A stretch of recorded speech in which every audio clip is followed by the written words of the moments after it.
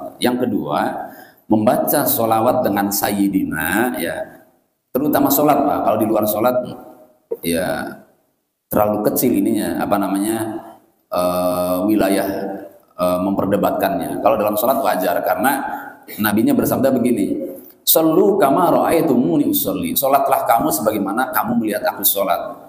Walaupun kalimatnya melihat, tapi juga di sana ada makna mendengar, Pak. Artinya lihat, dengar dari bacaanku saat aku sholat, lihat gerakanku saat aku sholat. Lalu praktekkan seperti itu. Itu perintah nabinya.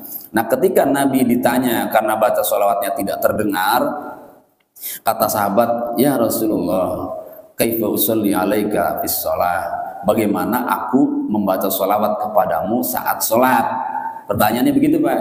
Nabinya menjawab, "Allahumma sholli ala Muhammad wa ala ali Muhammad." Ada sayyidinanya tidak? Nggak ada. Maka menurut mazhab yang pertama tidak berani menambah sayyidina Pak, karena nabinya tidak menggunakan kata sayyidina. Nggak berani Pak. Bener nggak Pak? Bener nggak? Bener. Bener Pak.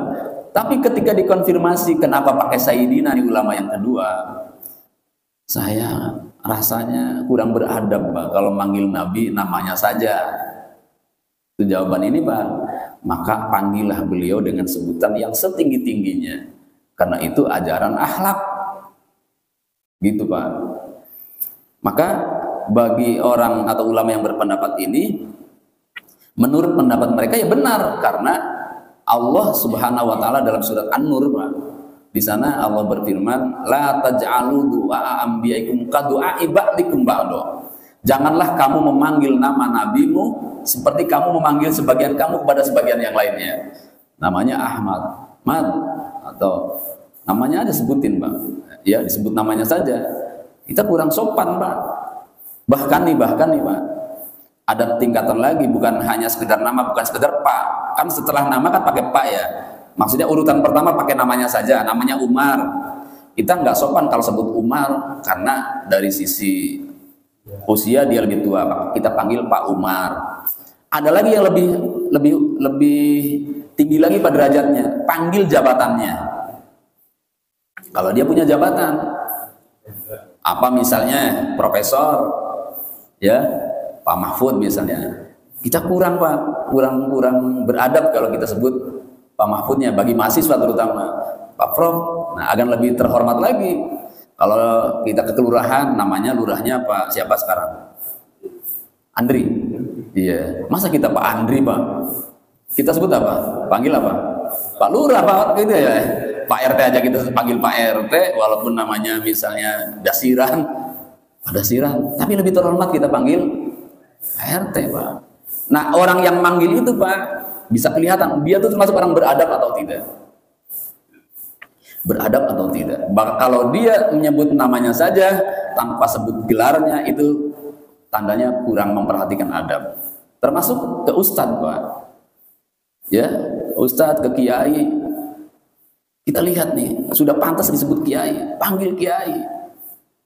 Kita pantas nih, kita dia sudah pantas disebut ustadz, panggil ustadznya. Itu namanya pakai adab.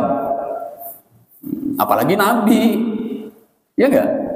Ada. Tapi kan nabinya bersabda, "La tusayyiduni," jangan kau panggil aku sayyid. Ya, iya benar Pak. Kalimat itu benar, kalimatnya ada Pak. Hadisnya ada, "La tusayyiduni," jangan kau panggil sayyid aku. Makanya pengamal ini tidak mau pakai sayyid Pak. Tapi yang pakai sayyid mengatakan itu basa-basinya Nabi. Itu rendah hatinya Nabi Pak. Sama dengan ketika saya bertamu ke tempat Bapak, lalu kata Bapak, "Mau minum apa Ustaz?" Saya katakan, "Pak, jangan repot-repot." Apa langsung Bapak nggak bikinin minum? Karena ada larangan itu. Bikin minum nggak? Tapi saya larang Pak. Jangan. Hah? Apa artinya larangan itu? Basa-basi Pak. Yang paham itu basa-basi atau bukan siapa?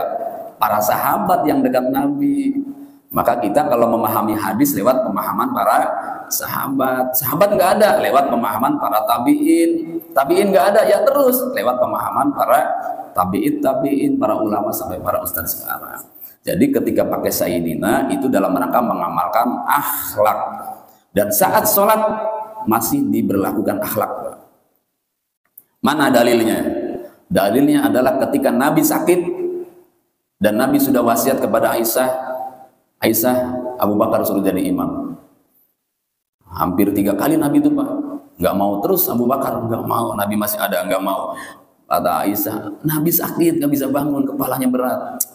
Aduh gimana ya katanya, segen banget rasanya jadi imam tapi Nabi masih ada. Ya karena waktu subuh mau hampir habis, kalau nggak mau terus terpaksa Pak maju jadi imam. Begitu Allahu Akbar, makmum semua Allahu Akbar. Nabi agak enakan Pak rasanya, ikut juga sholat berjamaah, maju ke depan Nabi, di belakang Abu Bakar.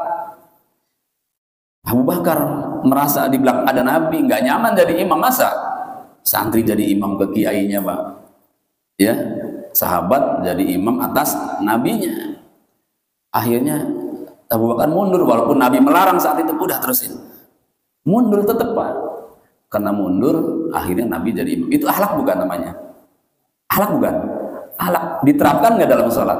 Diterapkan Pak. Mundur, padahal sudah jadi imam, ada Nabi. Itu akhlak, artinya akhlak diterapkan saat sholat.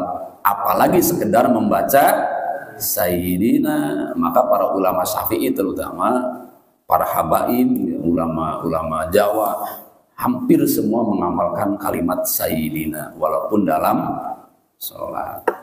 Begitu. Apalagi nabinya bersabda, innama bu'itsu liutammima makarimal akhlak, sesungguhnya aku diutus adalah untuk menyempurnakan akhlak.